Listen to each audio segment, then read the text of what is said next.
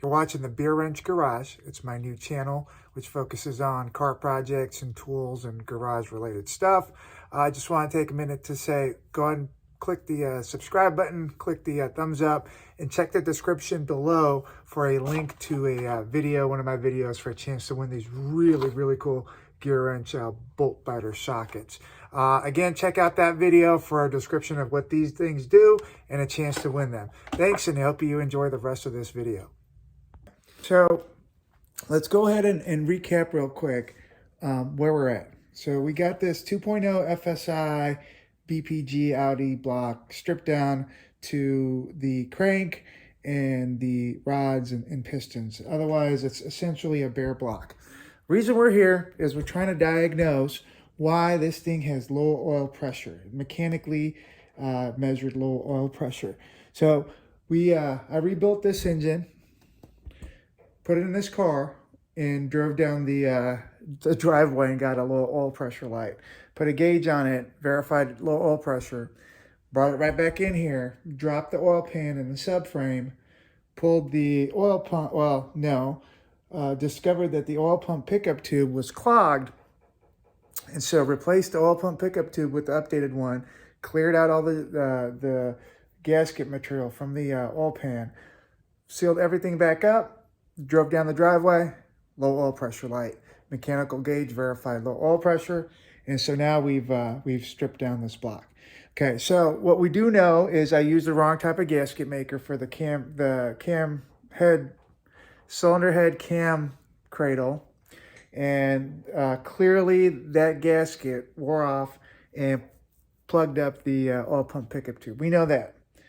We know that clearing the oil pump pickup tube with a new pickup tube did not alleviate the low oil pressure. So we're trying to find exactly what the cause of that was. One theory out there was that the bearings that were used had too much clearance. So since we have these caps up here, access to them, we'll go and take them off, and we'll go ahead and plasti-gauge them. So this is plasti-gauge, and it's basically, it looks like tooth floss, and you take a little strip of plasti-gauge, you remove your cap, you put the plasti-gauge on the crank or the on the face of the crank journal, put the cap back on, torque it, remove it again, and then the mark that's made on where the plasti-gauge was, you compare it to this, they'll tell you what your clearance is. I believe the Audi spec for these bearings is 0.002 to 0.001.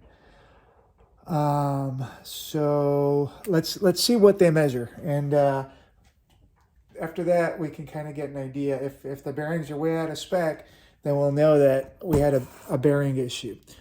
I don't believe they're out of spec, but I will confess I didn't do any plasti-gauge when I put this engine together.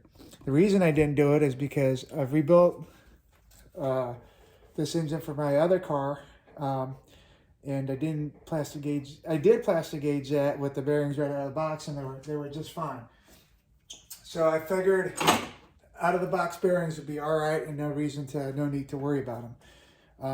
Also, this crank I just cleaned up with a rag. I never took it to not a rag, with a polishing cloth. I never took it to the machine shop to get measured and cleaned, but it looked perfectly fine, and the engine that it came out of would look like the bearings were perfect. So, you know, maybe we missed something on that. But let's go ahead and remove this first main cap. In fact, I'll loosen up all of them.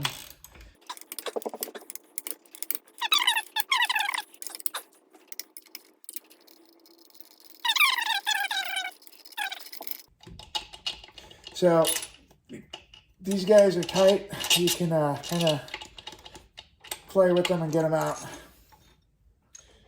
Huh. Wow. Okay, so this is unusual. This bearing has less than 1 mile on it. It was brand new when we put it in. Clearly, there's been some wear here. Some debris got into the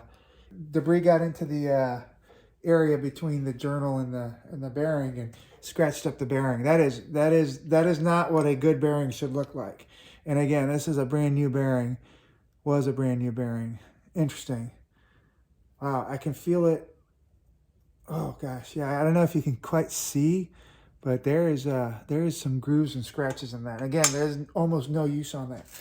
Luckily, the crank journal looks good. So, out of curiosity, I want to check the clearance. So I'm gonna go ahead and take my plasti-gauge here and cut off a piece.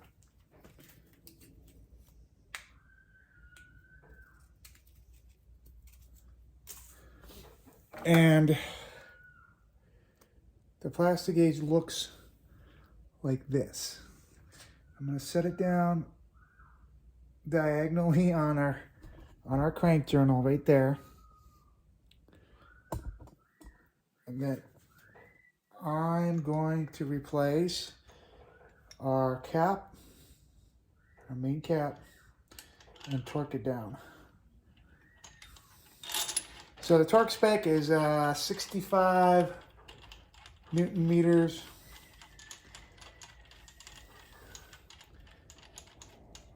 And a quarter of a turn.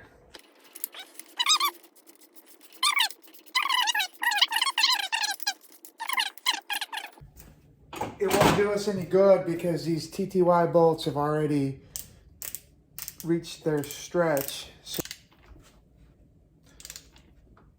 there's that. There's that.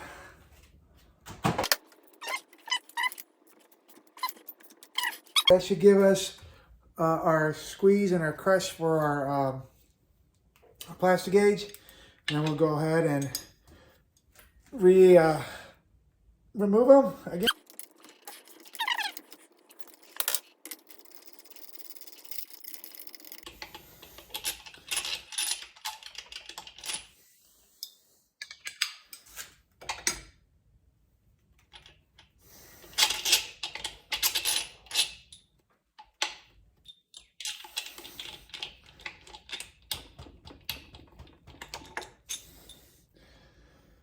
All right, so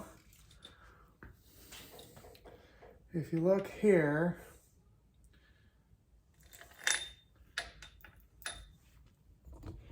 you can see the width of the plasti-gauge, and you can see it on the crank journal as well. Now, the way to measure this is to take the plasti-gauge, basically the ruler that the plasti-gauge comes in, and line it up. You can actually take the bearing out. And line it up.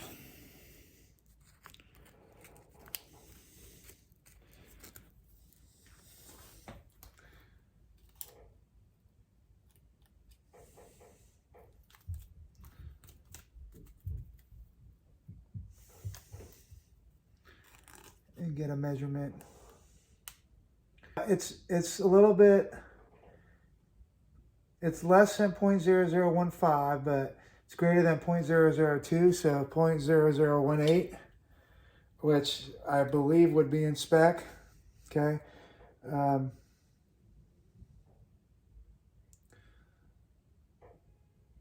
So what I'm saying is it's greater than 0.0015, not there, not that wide, but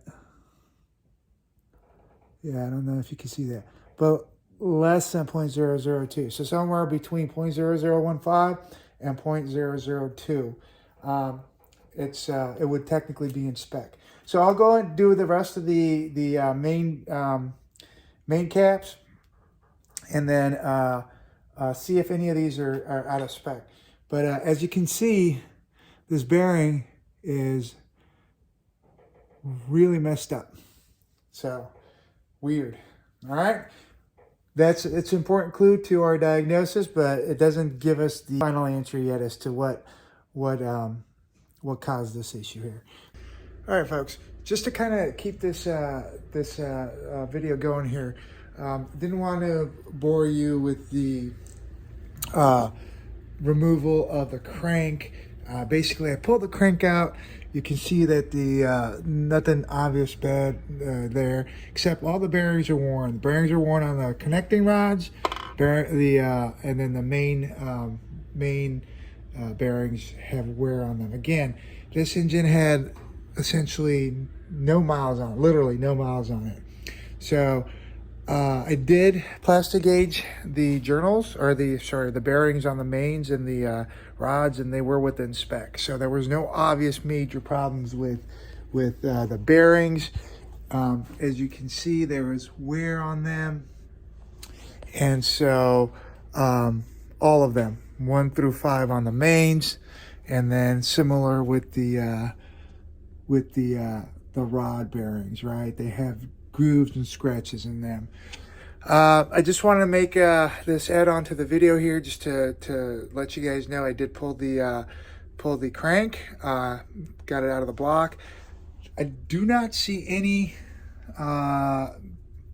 issues with the journals, but I am gonna try to take it into the machine shop today, and have them clean it up and spec it, make sure everything's good to go before we reuse this crank. I'm certain it's good to go. It looks great, looks fine, but just want to make sure do it properly. So that will be the extent of the progress as far as getting the block stripped down. There's a couple other things. We'll just pop the pistons out, and then a couple little bolts and sensors, and then probably see if I take the block to the machine shop and have them clean that as well. All right, thanks for watching. Click like and subscribe, and stay tuned until we can get this issue figured out with this engine. Thanks, guys. Take care.